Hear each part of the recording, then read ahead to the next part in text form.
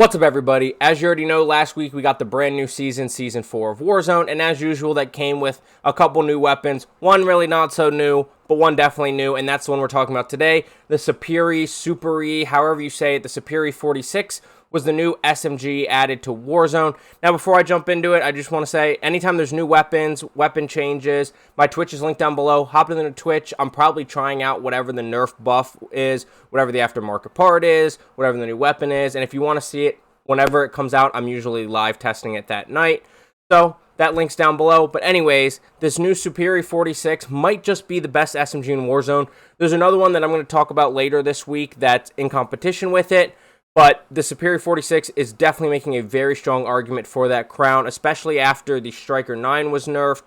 The WSP 9, both are still good SMGs, but both of those were nerfed. And the Striker, which was kind of with those, didn't get a buff.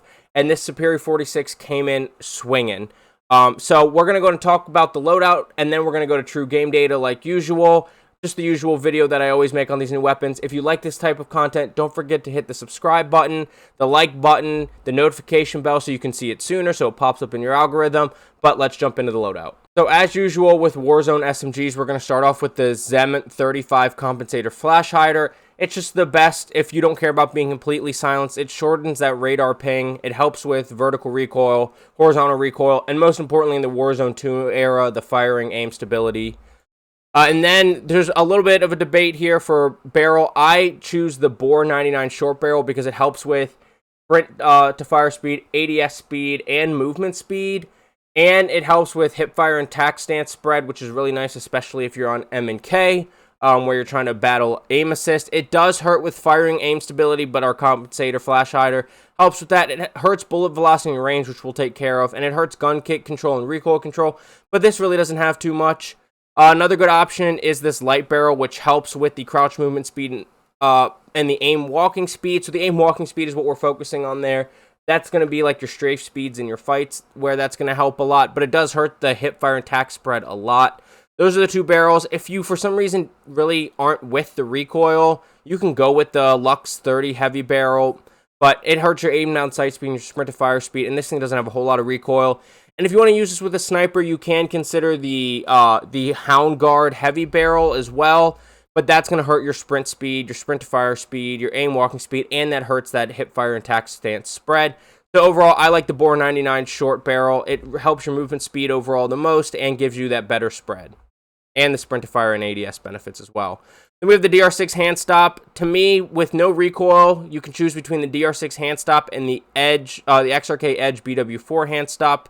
The BW4 hand stop does help with movement speed a little bit more, but the DR6 hand stop does help with sprint to fire speed and aim down sight speed a little bit more. So that's really a preference there. Choose one of the two. I like the DR6 hand stop, although both are great. Taking care of that bullet velocity and range that we lose with the barrel are the high grain rounds. Very popular attachment for SMGs in Warzone these days, especially if you don't choose to go with an optic, so that's always a good choice. And then finally, of course, the 40-round mag, which unfortunately is the largest mag. This thing is amazing, but it would be broken if it had any bigger mag. I do wish it had a bigger mag.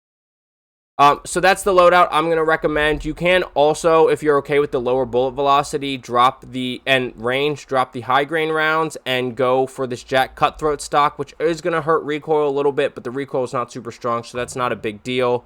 And it helps the movement speed greatly as well.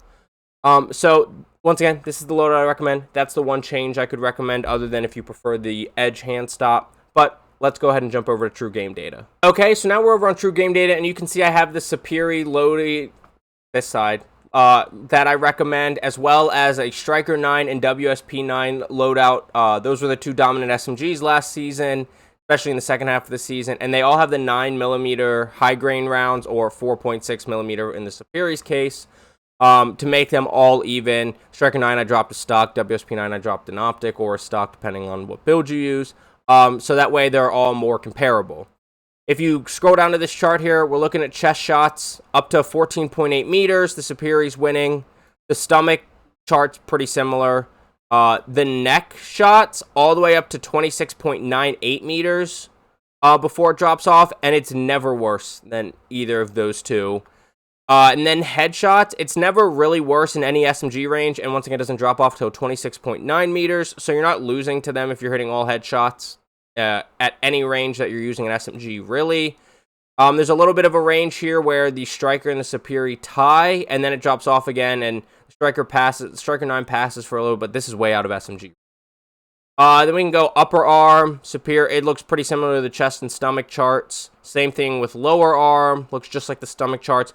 The only place where the Superi is not good is upper leg, lower leg, where you're not going to want to be hitting shots anyways, unless somebody jumps off of something and you hit a bullet or two in there, or somebody's like jumping in front of you or whatever, but you really shouldn't be hitting legs, so this shouldn't really be too much of a factor.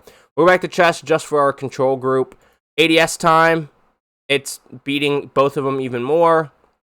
Sprint to fire time, it's actually losing to the WSP9, but sprint to fire matters more if you're a hip fire than an ADSer, and so sprint to fire is not as important, and the gap is still really close. But either way, the Superi 46 is beating both of the meta SMGs from last season. Now, there's another SMG that is in the argument for being as good or better that, like I said, I'm going to talk about later this week, that is missing from here. But let's look at some other stats between these two. If you look at the ADS time, it's much faster than the Striker 9 or the WSP9, 182 milliseconds versus 216 and 221. The bullet velocity is faster than WSP9, but slower than the Striker 9. The ADS move speed is considerably faster. The crouch speed is a good amount faster. The fire rate's better than the WSP9, but not better than the Striker. So that's not super important, but it is more forgiving the higher the fire rate. The hit scan range is slightly better than the WSP9 than the Striker 9, but that's not too important. Then we look at the minimum hip fire area. The WSP9 and the Superi are pretty similar, and it blows away the Striker 9. The overall move speed's much faster than both. The reload time is much faster than both.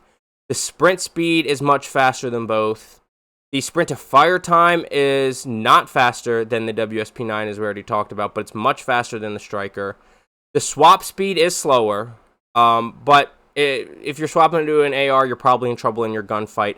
Anyways, the tac stance spread is much tighter with this build than either of the SMGs, and the tac sprint speed is much faster than both of these. You're moving faster, your tac spread is better.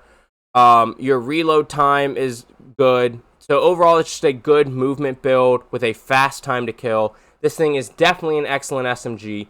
I definitely recommend you trying it out for yourself if you haven't already. I'm sure if you're watching this, you probably already have, and you're just looking to try a different build. But either way, thank you so much for watching. I really do appreciate it.